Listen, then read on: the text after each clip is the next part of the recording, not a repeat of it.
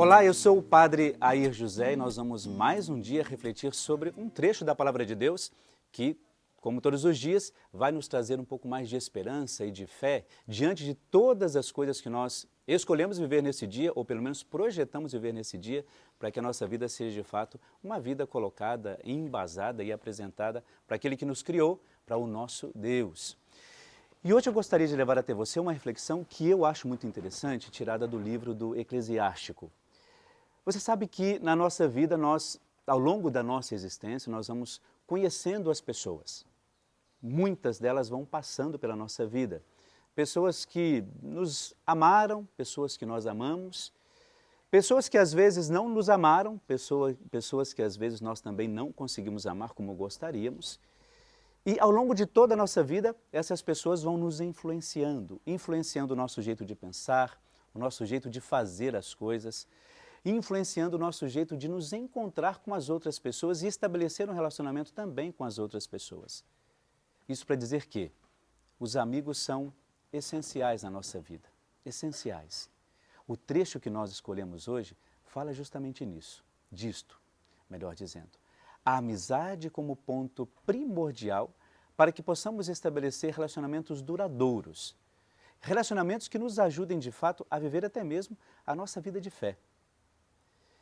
Amigos são aqueles que nós não escolhemos ou por status, ou pela cor da pele, ou por aquilo que as pessoas têm. Amigos são aqueles que nós, ao longo da nossa vida, vamos encontrando. E esses amigos vão dando a referência daquilo que nós precisamos, vão sendo mais ou menos o norte para aquilo que nós queremos realizar. E o livro, esse trecho que nós escolhemos, fala justamente disso. Mas no sentido de buscar nestes amigos, não colocar neles a nossa vida, mas de saber que eles são parâmetros e que nos ajudam a viver plenamente o nosso encontro também com Deus.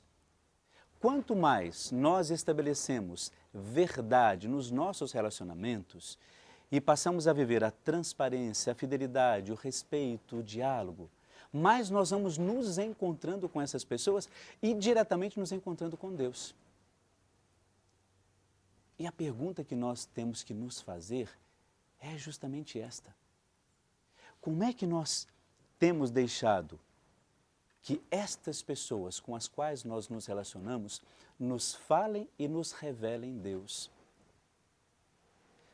Quando normalmente os nossos relacionamentos nos aprisionam, nos fazendo ou nos tornando pessoas egoístas, ciumentas, possessivas, menos elas vão nos revelando Deus.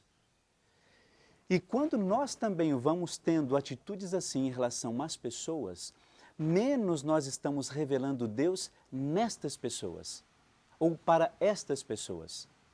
Porque aí começamos a falar de um Deus que não existe, de um Deus que é possessivo, de um Deus que é ciumento. Isso não revela absolutamente nada.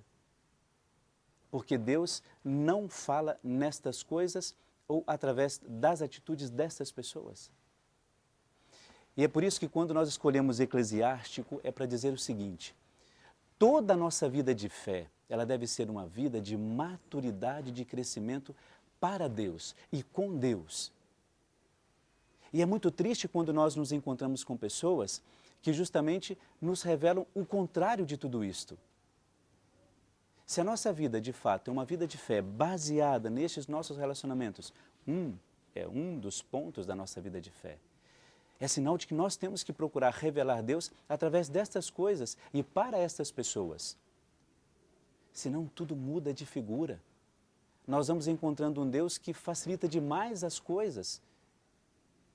E não é assim que funciona. Por isso, quando nós pensamos nesse versículo, é para que você reflita sobre isso, nós reflitamos sobre isso. Como é que você está revelando Deus para as pessoas? Como é que as pessoas têm, a partir das suas atitudes, encontrado Deus? Quando você, ao longo de todo o seu relacionamento com as pessoas, até mesmo depois da sua morte, como é que você vai querer ser lembrado pelas pessoas? Que Deus você vai ter revelado para as pessoas? Um Deus presunçoso, orgulhoso? Um Deus que não busca, de fato, a realização ou a felicidade da outra pessoa? Ou você vai ser aquela pessoa que o tempo todo vai ficar puxando o tapete do outro, vai ficar levando até as outras pessoas uma mensagem não de esperança, não de fidelidade, não de respeito? É fundamental que a gente pense sobre essas coisas. É fundamental que a gente pense o que é que a gente quer deixar para os outros, o que é que você quer deixar para os seus filhos, para os seus amigos, como é que você quer ser lembrado? O que é que nós causamos na vida do outro? Por que é que às vezes nós somos tão presunçosos, achando que nós somos a revelação de Deus num orgulho pessoal?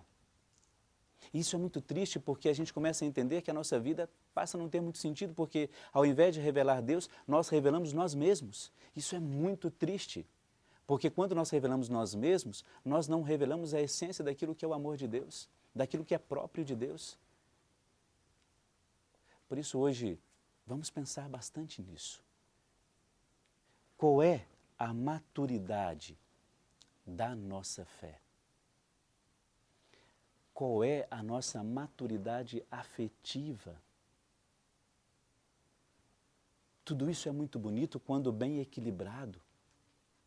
Pessoas equilibradas revelam Deus. Pessoas que sabem amar revelam Deus. Pessoas que sabem ser delicadas e sensíveis com as outras revelam Deus.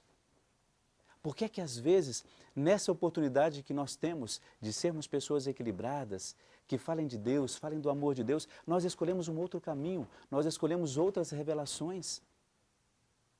Isso é muito triste porque não é próprio de Deus, porque não fomos criados para isto. Nós somos criados para a verdade, para a transparência, para o respeito, para a solidariedade. Não fomos criados para outras coisas, apenas para isto.